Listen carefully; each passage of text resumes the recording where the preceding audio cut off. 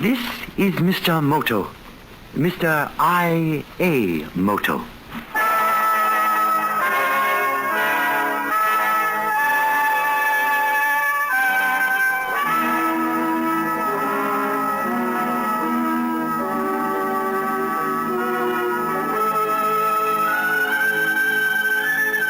Once again, NBC brings you Pulitzer Prize winner John P. Marquand's fabulous and mysterious Mr. Moto, international agent extraordinary, the inscrutable, crafty, and courageous little Oriental whose exploits have endeared him to millions of Americans in another adventure in the world of mystery and international intrigue. Tonight's story concerns the Crooked Log and stars Mr. Moto, Mr. I.A. Moto.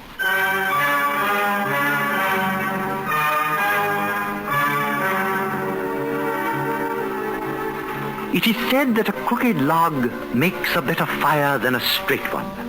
The log in this case was no exception to the rule. It began in New York with the woman in the case, who had been referred to me by the Maritime Commission. She was attractive and quite young, but had the manner of one whom grief had aged beyond her years. At first, I thought I must be seeing things, Mr. Moto.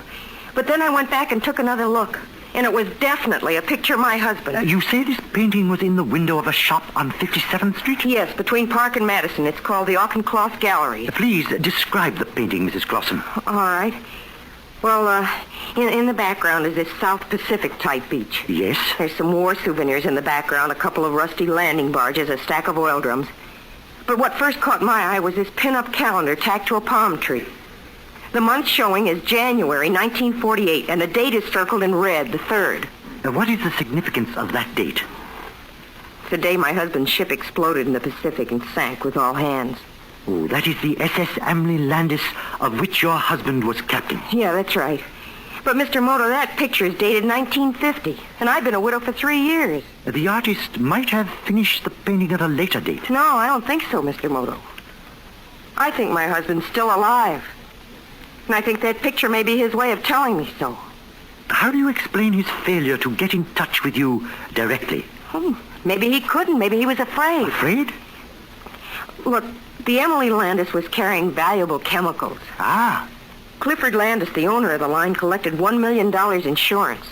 Have you any reason to believe the explosion was not an accident? There's only one man's word for it. You say the ship sank with all hands? All but one. A man named Garner. He was first officer of the ship. He's now vice president of the whole line. A very rapid promotion.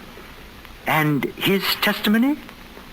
He testified that my husband was drunk in his cabin, and that the explosion was due to his negligence.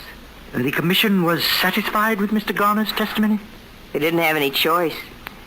The ship's log, brought up to date by Garner, was the only official record. Have you talked to the artist who painted this picture of your husband? No. The man in the shop wouldn't give me any information. Just acted as if he didn't know what I was talking about. I think I had better have a talk with him, Mrs. Clausen. In the meantime, I suggest you stay by your telephone. I may want to ask you some more questions. Well, just one thing, Mr. Moto. If my husband is alive... Yes? Please don't tell anybody till I've had a chance to talk with him. May I ask why? I told you. They collected $1 million insurance on that ship. Landis and Garner might like it better if he stayed dead. I was quite favorably impressed with Mrs. Clausen and her story. When I saw the painting in the window of the gallery on 57th Street, I was less favorably impressed. She had neglected to tell me that the face of the man in the painting was not visible. He was lying prone with his head on a gnarled piece of driftwood, as if he had fallen asleep while reading, using the open book to shade his face. The cover of the book bore the name of Clausen's ship, the SS Emily Landis. On his forearm was a heart-shaped tattoo mark enclosing the letter L, which may or may not have stood for Mrs. Clausen's first name, Leela. The title of the picture was on a card in the corner of the frame. The Crooked Log by Mervyn Trelease. You are Mr. Moto. I am Auchincloss. How do you do, Mr. Auchincloss? I am receiving your phone call on the very brink of insanity. 30 years at the same address, Mr. Moto. The Auchincloss galleries had never any trouble until this moment, which I got burglars. Burglars, Mr. Auchincloss? Which they have in the night my shop inbroken. You mistake my intentions, Mr. Auchincloss. You want the police. No. I already called them. You see, which they insult me and question my balance. So? Yeah, because the burglars didn't steal anything, which instead they brought me a gift, which is the truth and the basis for the insults from the police. The burglars brought you a gift? Yeah, a picture in my window where was a little Madonna which they are exchanging without my knowledge, which I want you to find out why I want to find the artists. I, too, want to find that artist, Mr. Auchincloss. Oh, excuse me, a customer. Do not run away, sir. The customer was a plump, affluent-looking individual with a gold-headed cane and a grey Hamburg hat, which he had removed, revealing a dome-shaped head totally devoid of hair. While Mr. Auchincloss talked with him, I walked to the rear of the shop and examined the rear entrance, through which the gift-bearing burglars had entered. My investigations were interrupted by a cry of distress. Help!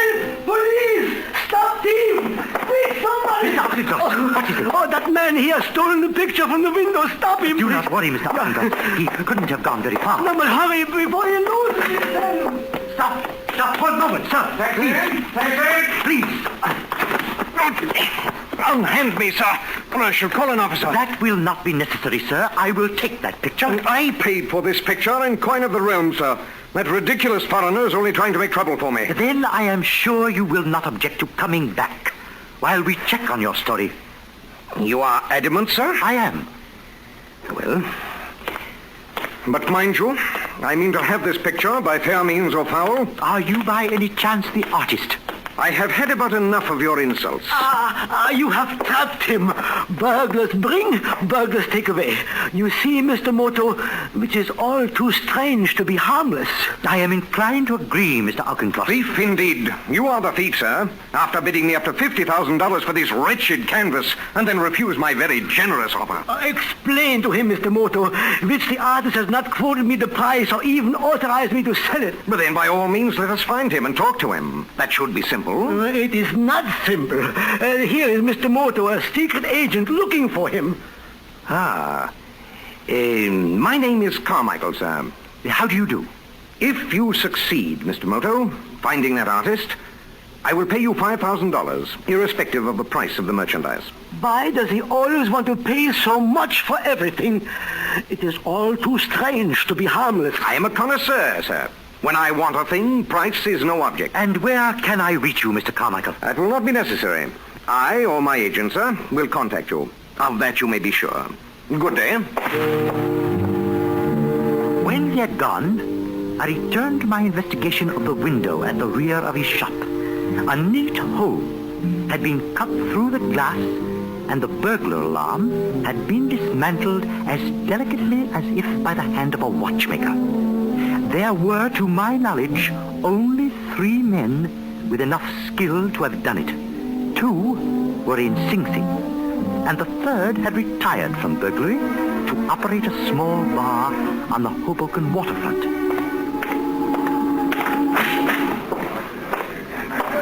Well, what brings you across the river, Mr. Moto? A work of art, Mr. McCavity. Would you take a wee drink, Mr. Moto, on the house? No, not at the moment. It's a funny thing when I was thinking of you last night, Mr. Moto. Remember when I helped you break into that warehouse over on Gansevoort Street? Only time I ever did a job for the law.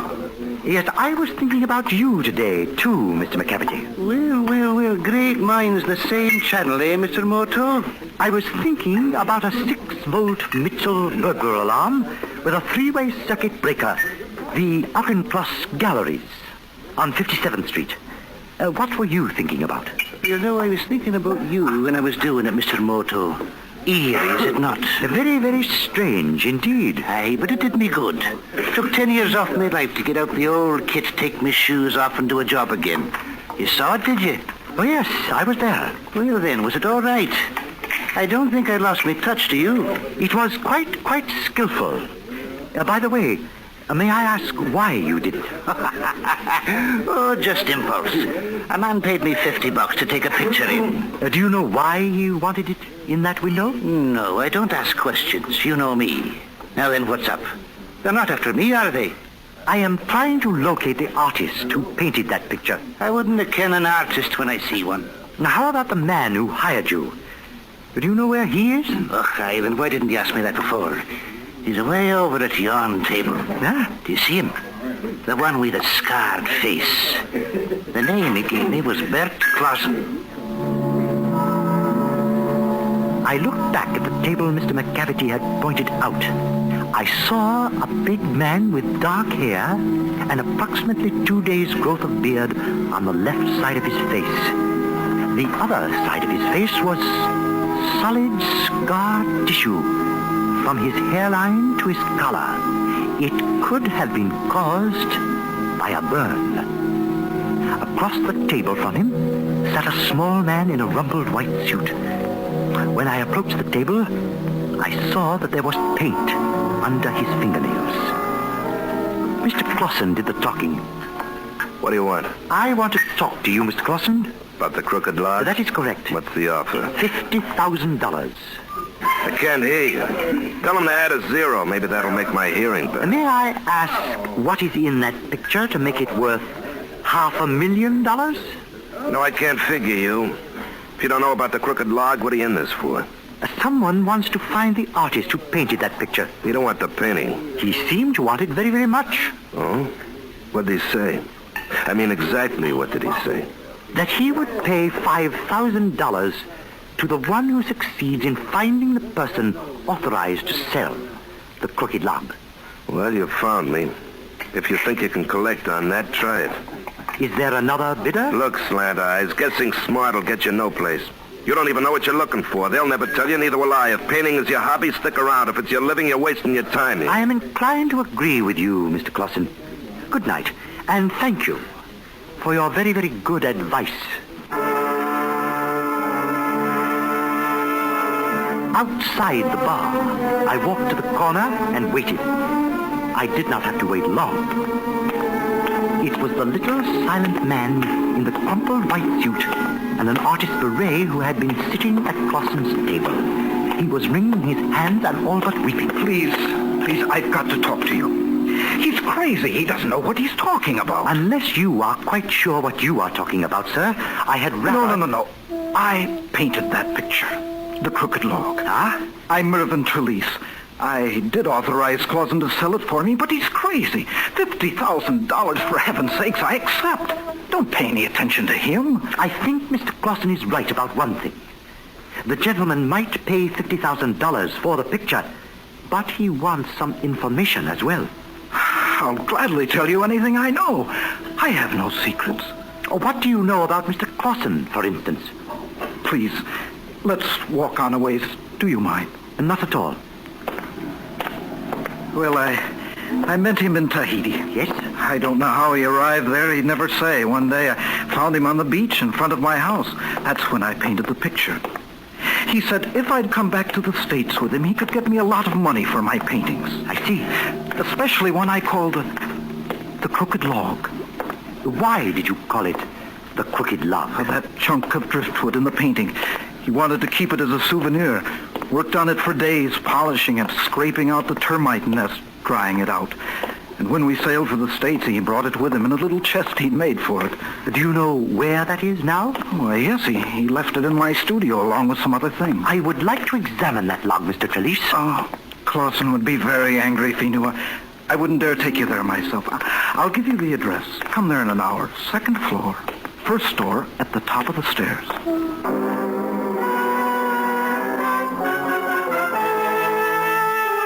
Mr. Trelease's studio was in a loft building on Front Street. I arrived there shortly after 8 o'clock and climbed the stairs to the second floor.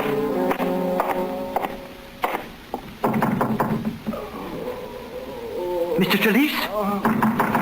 Mr. Trelease, are you in there? Are you all right, Mr. Trelease? Mr. Trelease, what is it? Have you been drinking? Here now, wake up. Wake up. The log. Yes. They said they wanted the log. Who? I gave it to them. The log. And they...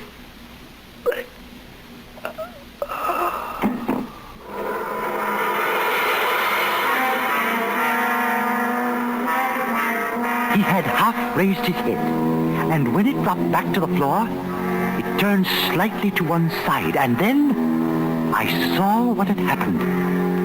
The back of his skull had been crushed with a heavy bludgeon. Beside him on the floor lay a gnarled, bleached out, lovingly polished piece of driftwood. It was identical with the one in the painting. The poor little artist had been murdered with his own crooked log.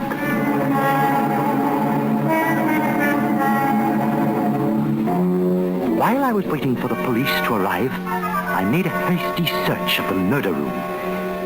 There was nothing of interest except for a half-finished canvas on the easel. On the back of the bathroom door was hanging a woman's skirt, blouse, and jacket. The clothes Leela Clausen had been wearing when she called on me earlier in the day. I cautiously opened the closet door and handed them in. Who's out there? I'm only one of the models. If you touch me, I'll scream. Please, take your things and remain calm, Mrs. Clausen. Is that you, Mr. Moto? Yes, it is. Oh, I'll be out in just a moment. What were you doing here, Mrs. Clausen? He advertised for a model, and wait till I get into this blouse. You had better hurry. The police will be here soon. Yeah. Just, let me get these shoes on. There. Oh, thanks for helping me out. You make it difficult for me to help you in more important ways, Mrs. Clausen. Oh, the poor little guy. He's dead, isn't he? Who did it? 2 men. I didn't see them. You were just taking a nap in the clothes closet when they arrived. Is that it? Please, Mr. Moto, this is nothing to joke about. I ask you again, who killed him? Well, for all I know, it may have been you. Why do you say that? Well, he said somebody offered you $5,000 to find him. That is correct. I did not accept Mr. Carmichael's proposition, however. The name is not Carmichael. You know who he is.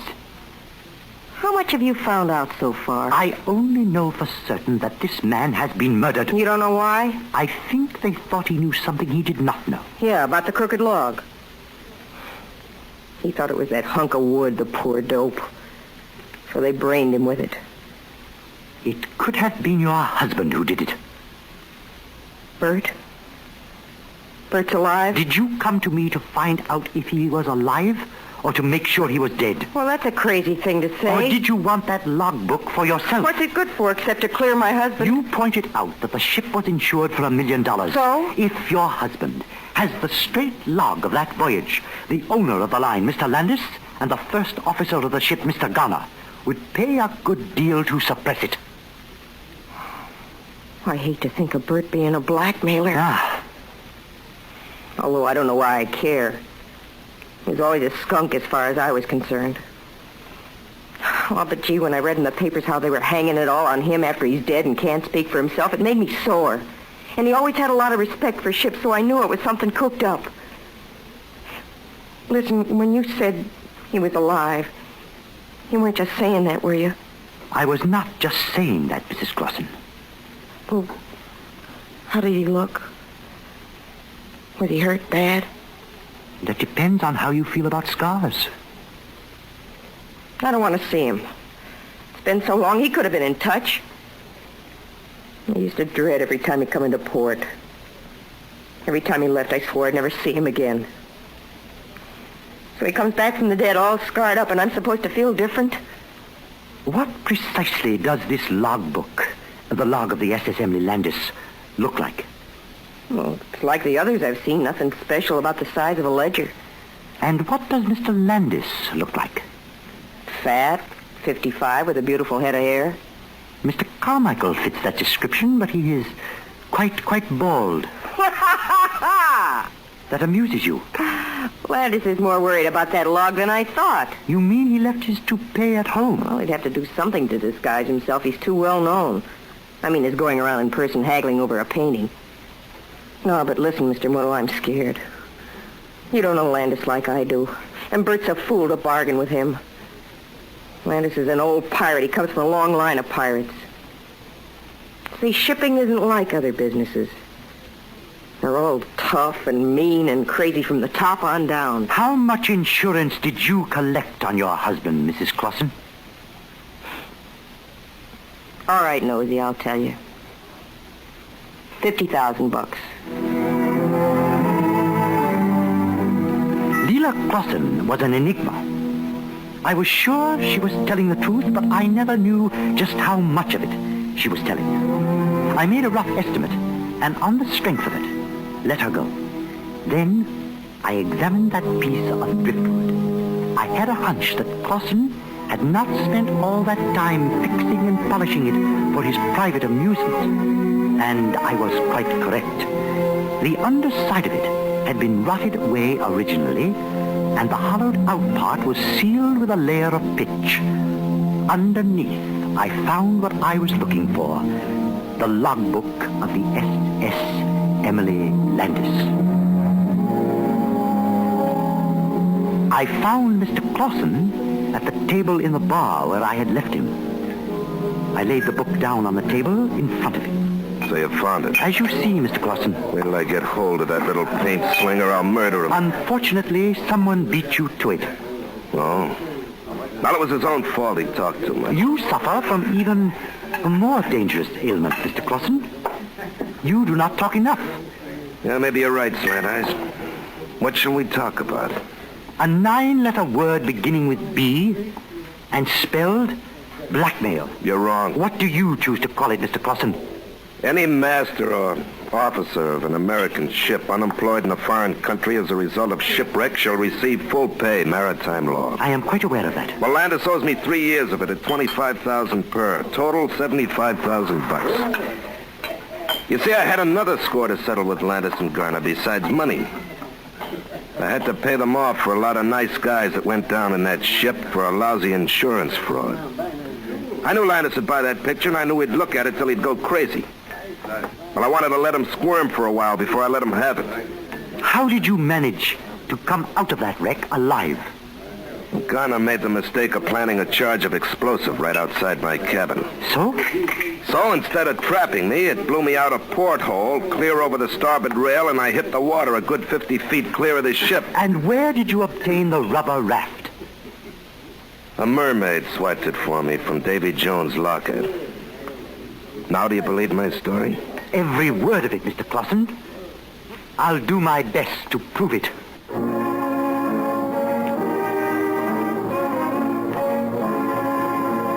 I telephoned Mr. Landis to meet us at the Auchincloss Galleries at 1 a.m.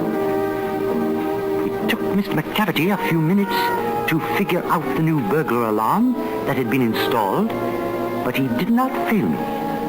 I gave Mr. Clausen his instructions, left him in the back room, and reached the front door just as Mr. Auchincloss was unlocking it. Mr. Moto. May I ask what you are doing here at this time of night, Mr. Ach, I couldn't sleep, which I am dreaming burglars are my shop coming in again. Ach, but you are here, so all is well. Yes, yes, indeed, Mr. Auchincloss. You found Mr. Trellis? That is quite correct. He gives permission to sell the painting? Quite so, and I found you a new buyer, Mr. Auchincloss. For such a bad painting? A gentleman named Landis. He will be here in a moment. Well, couldn't he come during business hours? In the middle of the night, he buys bad paintings? Oh, it is all too strange to be harmless. Ah, I see him outside now. Yeah. You wait in the back room, Mr. Auchincloss. I will handle this. It is all in your lap, Mr. Moto. Ah, Mr. Moto. You brought it with you? I thought I asked you to come alone, Mr. Landis. Allow me to introduce my associate, Mr. Garner. Mr. Garner was first officer of the Emily Landis, so naturally he is interested in the recovery of the log. Come on, stop, Stone. Where is it? The picture is still in the window. Picture? What's he talking about? Come now, Mr. Moto. Don't play the innocent with me. You know as well as I do what was bargained for. If you bargain with me for a picture, Mr. Garner, a picture is what you will get. If you want anything else, you have only to ask for it in a straightforward and specific manner. You fat bungler, Landis. It's a good thing I came along. He doesn't know a thing that can help us or hurt us. In another minute, he would trap you in a confession. You had better tell him, Mr. Landis, Tell him what? that you offered me his share of the insurance money if I could get that logbook from Trelease. Well, that's a lie. Trelease was dead before Moto got there. I personally beat his brains out. But I have the log, and you may as well be frank about it, Mr. Landis. Mr. Garner's share is what you offered me, and that is still my price. Now, look here, Moto. We can't cut poor Garner out altogether. You shouldn't have made that deal, Landis. You cut me out, I'll cut you down. Now, Garner, put that gun away. Don't be so hasty. After all, Mr. Moto may know something. That's what I'm afraid of. No, Garner. This is most unwise. Garner. Garner. Speak to me. By heavens, sir, he's dead. I never even saw you draw your pistol. I did not do so, Mr. Landis. But I... Hello, Mr. Landis. What? What's the matter? You look kind of sick. Clausen. Yeah. Moto, I consider this most unethical. What are you beefing about? I saved your life. Garner would have dropped you if I hadn't gotten him first. What do you want, Clausen? My money. Well, that's very simply arranged. You have the log. How much money?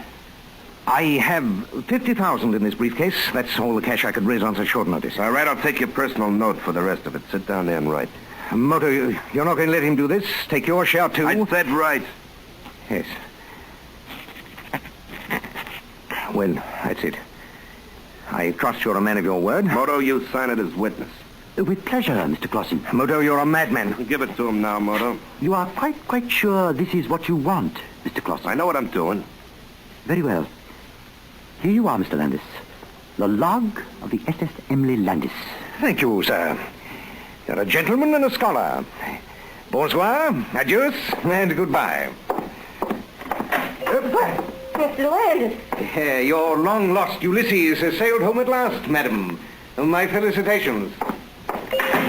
Mr. Moto, I came just as soon, but you gave him the log, right? Remember me, Leela? Yes, I seem to remember I once had a husband. Well, come here. No, don't. I don't want to look at you. I don't want to feel sorry. Oh, Bert. Oh, Bert, your poor face. Oh, shut up. Come on home. Good night, Mr. Moto. And thanks for everything. Mr. Moto, this painting, I give it to you for a gift. Oh, thank you so very, very much, Mr. Alcatraz. The painting only. I keep the frame. I quite understand. Here, right now. Yeah. Oh, look, there's something stuck in the back there. Some paper. Yeah. What is this, Mr. Moto? It is part of the log of the SS Emily Landis. The only part that matters. The part that mattered was a detailed record of what had gone on aboard the Emily Landis during the 3 days before she exploded and sank. It was not very honest of Mr. Clausen to sell Mr. Landis the worthless part of the log. But the police are holding Mr. Landis for murder. And where Mr. Landis is going, he will not need any money. But as I noted before, a crooked log makes a better fire than a straight one.